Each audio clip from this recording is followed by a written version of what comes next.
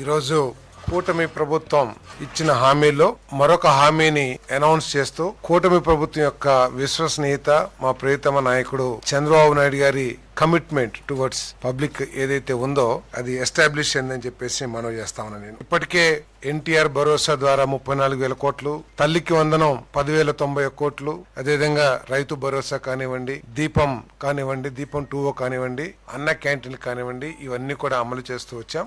మరో హామీ ఏదైతే మహిళలకు ఉచిత బస్సు ఏదైతే ఉందో దాన్ని ఈ నెల 15వ తారీఖు నుంచి ప్రారంభించబోతున్నాం అని చెప్పేసి చెప్పడానికి సంతోషిస్తున్నాం అని చెప్పేసి మనం చేస్తాం. ఎన్నికల్లో ఇచ్చిన హామీ మేరకు మహిళల సాధికారిత, మహిళల అభివృద్ధి, అన్ని రంగాల్లో కూడా మహిళల భాగస్వామ్యం ఉండాలనే లక్ష్యంతో వారికి మేలు చేకూరే విధంగా వారి ఉద్యోగ అవకాశాల కోసం కానివ్వండి, లేదు వారి విద్యా అవకాశాల కోసం కానివ్వండి, ఇంకా అనేక అవసరాల కోసం ఈ బస్సుల్ని ఉపయోగించుకోవటానికి వారికి వీలుగా ఉంటుంది. ప్రభుత్వం అనేక ఆర్థిక ఒడిదుడుకులు, ఆర్థిక సమస్యలు ఎదుర్కొంటున్నా కూడా చంద్రబాబు నాయుడు గారి నాయకత్వంలోని ఈ కూటమి ప్రభుత్వం హామీలన్నింటినీ కూడా అమలు చేస్తుందని చెప్పేసి నేను మనవి చేస్తాను. ఉచిత బస్సు పథకానికి ముఖ్యమంత్రి గారు స్త్రీ శక్తి అని చెప్పేసి నామకరణం కూడా చేయడం జరిగిందని చెప్పేసి మనం చేస్తాను. దాన్ని కేబినెట్ ఆమోదించడం కూడా జరిగింది.